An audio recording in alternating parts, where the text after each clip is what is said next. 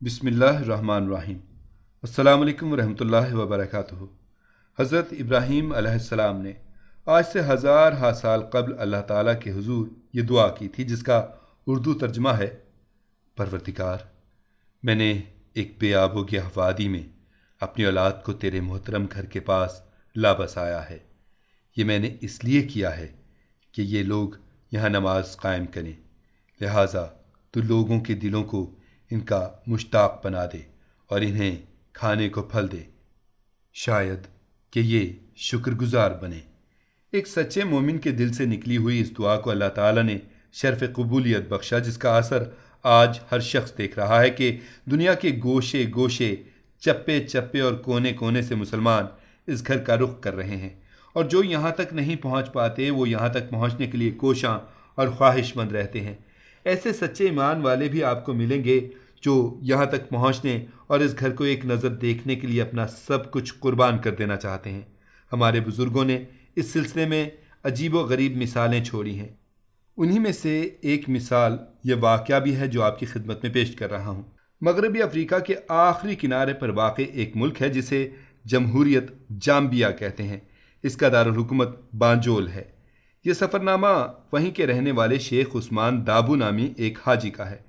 آج سے تقریباً 70 سال پہلے اپنے دارالحکومت بانجول سے افریقہ کے بر اعظم کو مغرب سے مشرق تک طے کرتے ہوئے یہ 5 ساتھی مکہ مکرمہ کے لیے روانہ ہوئے۔ راستے میں زیادہ تر سفر پیدل طے کیا۔ بہت معمولی مسافت ایسی ہوگی جو جانوروں پر سوار ہو کر طے کیا ہوگا، یہاں تک کہ بحر احمر کے کنارے پہنچ کر وہاں سے کشتی پر سوار ہوئے اور جدہ پہنچے۔ حاجی عثمان کا بیان ہے کہ ہم لوگوں نے یہ مسافت 2 سال سے زیادہ مدت میں طے کی۔ اثناء سفر کبھی کبھار کسی شہر میں رک کر زیادہ سفر کے لیے محنت مزدوری بھی کرنی پڑی۔ جب ضرورت بھر کا سامان حاصل ہو جاتا تو پھر سفر شروع کر دیتے۔ ان کا یہ سفر اپنے اندر بہت سے عجیب واقعات اور درس و عبرت لیے ہوئے ہے۔ یہ سفر کیوں؟ اولاً تو اس واقعے کو سننے والوں کے ذہن میں یہ سوال اٹھ سکتا ہے کہ آخر حج تو اسی شخص پر فرض ہے جس کے پاس زیادہ سفر اور دیگر خرچ کے لیے سامان موجود ہو، لیکن ان ساتھیوں نے تنگ دستی کے باوجود اس قدر تکلیف و پریشانی کیوں برداشت کی؟ پوچھنے پر حاجی عثمان نے، جو شاید آج مرحوم ہو چکے ہوں گے، یہ جواب دیا تھا کہ یہ بات سچ ہے، لیکن ایک دن ہم اور ہمارے ساتھی آپس میں بیٹھ کر حضرت ابراہیم علیہ السلام کا قصہ دہرا رہے تھے کہ وہ اپنے بیوی بچے کو لے کر بن کھیتی والی وادی میں اللہ کے محترم گھر کے پاس کس طرح پہنچے۔ یہ سن کر ہمارے ایک ساتھی نے جذبات بھرے انداز میں کہا کہ ہم لوگ ابھی جوان، صحت مند اور طاقتور ہیں۔ اگر اس گھر کی زیارت میں کوتاہی سے کام لیا تو اللہ تعالیٰ کے نزدیک ہم کیا عذر پیش کریں گے؟ خاص کر آنے والے ایام میں کمزوری کا ہی سامنا کرنا پڑے گا، پھر تاخیر کیوں کریں؟ چنانچہ اس نے ہمارے جذبات کو بھڑکایا اور اللہ تعالیٰ پر بھروسہ کر کے سفر پر ابھارا۔ سفر کی ابتدا ہم 5 آدمی گھر سے بیت اللہ کی زیارت کی غرض سے نکلے۔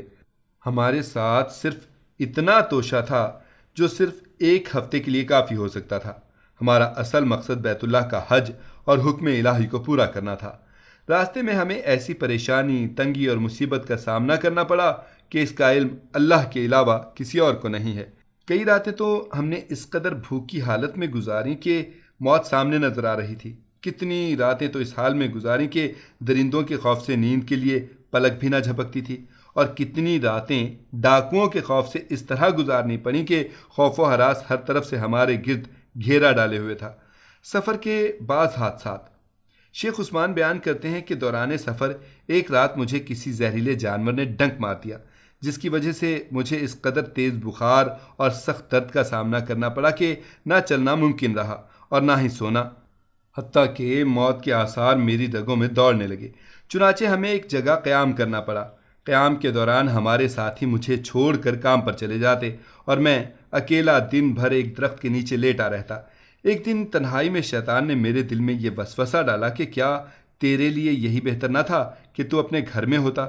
تو اپنے آپ پر اتنا بوجھ کیوں ڈال رہا ہے جس کی تیرے پاس طاقت نہیں ہے؟ کیا تجھے معلوم نہیں کہ اللہ تعالیٰ نے حج صرف اسی شخص پر فرض کیا ہے جو صاحب استطاعت ہو؟ وغیرہ۔ چنانچہ ان خیالات سے متاثر ہو کر میرا نفس سست پڑنے لگا اور قریب تھا کہ میں اپنی ہمت کھو بیٹھتا۔ میرے ساتھی شام کے وقت جب واپس ہوئے تو ان میں سے ایک نے میرے غمزدہ چہرے کی طرف دیکھا اور میری خیریت دریافت کی۔ میں اس کی طرف متوجہ ہوا اور جلدی سے آنکھوں میں بھرے آنسو کو صاف کر لیا۔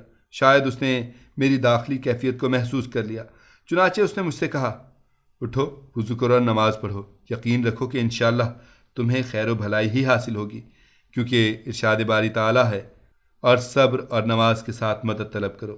یہ چیز شاق ہے مگر ڈر رکھنے والوں پر، جو جانتے ہیں کہ بے شک وہ اپنے رب سے ملاقات کرنے والے اور یقیناً وہ اسی کی طرف لوٹ کر جانے والے ہیں۔ چنانچہ میں اٹھا، وضو کیا اور نماز پڑھی، جس کے بعد میرے دل کو اطمینان حاصل ہوا اور الحمدللہ وہ غم و حزن جو مجھے لاحق ہوا تھا جاتا رہا۔ 5 آدمیوں پر مشتمل اس قافلے کو شوق حرم دھکے دیے جا رہا تھا، جس کی وجہ سے سفر کی تھکان و پریشانی ہیچ معلوم ہوتی تھی۔ راستے کی خطرناکی اور سختی ایک معمولی سی چیز تھی۔ حاجی عثمان کہتے ہیں کہ حرمین شریفین پہنچنے کے شوق میں چلتے چلتے اور تکلیفیں اور مصیبتیں جھیلتے جھیلتے ہمارے 3 ساتھی ہمارا ساتھ چھوڑ گئے اور اپنے رب کے محترم گھر تک پہنچنے سے پہلے ہی اس سے جا ملے۔ ان میں تیسرے ساتھی کا انتقال سمندری سفر میں ہوا۔ اسے جب یہ محسوس ہونے لگا کہ اب اس کی اجل قریب ہے تو اپنے دونوں ساتھیوں کو اس نے ایک عجیب و غریب وصیت کی۔ اس نے کہا، جب مسجد حرام پہنچ جانا تو اللہ تعالیٰ سے عرض کر دینا کہ میں اس سے ملاقات کا بڑا مشتاق تھا، اور اللہ تعالیٰ سے میرے لیے یہ دعا کرنا کہ مجھے اور میری والدہ کو جنت میں نبی پاک صلی اللہ علیہ وآلہ وسلم کی صحبت نصیب فرمائے۔ قسمت کی خوبی دیکھیے کہ ٹوٹی کہاں کمند، 2-4 ہاتھ جبکہ لب بام رہ گیا۔ شیخ عثمان بیان کرتے ہیں کہ جب میرا تیسرا ساتھی بھی ساتھ چھوڑ گیا تو مجھے سخت غم لاحق ہوا اور بڑی فکر دامنگیر ہوئی، بلکہ یہ پریشانی میرے نزدیک راستے کی تمام پریشانیوں سے بڑی تھی، کیونکہ وہ ہم میں سب سے زیادہ صبر والا اور طاقتور تھا۔ اب مجھے یہ خوف لاحق ہوا کہ کہیں ایسا نہ ہو کہ مسجد حرام پہنچنے سے قبل میری بھی موت واقع ہو جائے۔ چنانچہ میں آنے والے دنوں اور گھنٹوں کا اس طرح شمار کر رہا تھا کہ گویا میں چنگاریوں پر بیٹھا ہوا ہوں۔ جب ہم باقی 2 ساتھی جدہ پہنچے تو میری طبیعت خراب ہو گئی اور اس قدر بگڑ گئی کہ مجھے موت سامنے دکھائی دینے لگی۔ اب مجھے یہ ڈر محسوس ہوا کہ کہیں ایسا نہ ہو کہ مکہ مکرمہ پہنچنے سے قبل میں بھی اس دنیا سے رخصت ہو جاؤں۔ چنانچہ میں نے بھی اپنے ساتھی کو وصیت کی، اگر میرا انتقال ہو جائے تو مجھے میرے احرام میں ہی کفنانا، اور جہاں تک ہو سکے مجھے مکہ مکرمہ کے قریب لے جا کر دفن کرنا، شاید کہ اللہ تعالیٰ مجھے بھی اپنے نیک بندوں میں داخل اور میرے اجر میں اضافہ کر دے۔ شیخ عثمان دابو بیان کرتے ہیں کہ ہم لوگ جدہ میں چند دن ٹھہر کر مکہ کے لیے روانہ ہوئے۔ ہماری نبض تیز چل رہی تھی، چہرے سے خوشی کے آثار ظاہر تھے، شوق و محبت ہمیں دھکے دے رہی تھی، یہاں تک کہ ہم مسجد حرام پہنچ گئے۔ قصہ بیان کرنے والے کہتے ہیں کہ یہ کہہ کر شیخ عثمان چند لمحے کے لیے خاموش ہوئے، ان کی آواز پھرا گئی، آنکھوں میں آنسو آ گئے اور کہنے لگے، اللہ کی قسم، جس وقت ہماری نظر کعبہ مشرفہ پر پڑی ہے نا، اس وقت ہمیں جو دلی سکون، قلبی لذت اور خوشی حاصل ہوئی ہے وہ کبھی بھی حاصل نہیں ہوئی۔ جیسے میری نظر کعبہ مشرفہ پر پڑی، میں فوراً اللہ تعالیٰ کے لیے سجدے میں گر گیا اور شدت جذبات میں پھوٹ پھوٹ کر اس طرح رونے لگا جس طرح بچے روتے ہیں۔ پھر میں نے اپنے ان ساتھیوں کو یاد کیا جنہیں مسجد حرام تک پہنچنا نصیب نہ ہو سکا۔ ہم نے اللہ تعالیٰ کی اس نعمت پر اس کا شکریہ ادا کیا اور دعا کی کہ ان کے اس سفر کو قبول فرمائے، اجر و ثواب سے محروم نہ کرے، انہیں اور ہمیں راستے اور عزت کی بیٹھک میں قدرت والے بادشاہ کے پاس جگہ دے۔ حضرت ابراہیم علیہ السلام کی دعا کی قبولیت۔ ترجمہ: بس تو کچھ لوگوں کے دلوں کو ان کی طرف مائل کر دے۔ چنانچہ آج کوئی مومن بندہ ایسا نہیں ہے جس کا دل خانہ کعبہ کی طرف مائل نہ ہو اور وہاں حاضر ہونے کا شوق نہ رکھتا ہو۔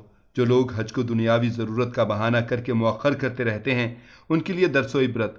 رسول اللہ صلی اللہ علیہ وآلہ وسلم نے فرمایا، جو حج کرنا چاہتا ہے وہ جلدی کرے، کیونکہ ہو سکتا ہے کہ آدمی بیمار ہو جائے، سواری گم ہو جائے یا کوئی ضرورت درپیش آ جائے۔ حج تو فرض صاحب استطاعت پر ہے، لیکن عدم استطاعت کے باوجود اگر کوئی شخص حج کر لیتا ہے اور اس کے حج کرنے سے کسی بڑی ذمہ داری پر فرق نہیں پڑتا تو اس کا حج صحیح اور قابل قدر ہے۔ فرمانے باری تعالیٰ ہے۔ ترجمہ: بس یہی لوگ ہیں جن کی کوشش کی اللہ کے ہاں پوری قدردانی کی جائے گی اور اپنے رب کی بخشش کی طرف اور اس جنت کی طرف دوڑو جس کا عرض آسمانوں اور زمین کے برابر ہے، جو پرہیزگاروں کے لیے تیار کی گئی ہے۔